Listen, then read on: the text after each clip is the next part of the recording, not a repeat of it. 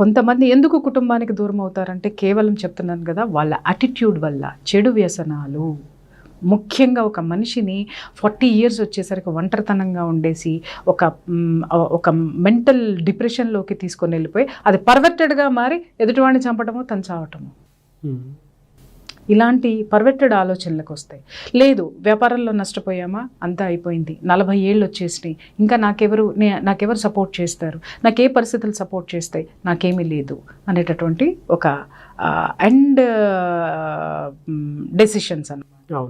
అంటే దాన్ని ఏమంటారు, అంపశయ్య మీద ఉండి ఆపగింతలు పెట్టిన చందానికి ఒక మనిషి వచ్చేస్తాడు అనమాట.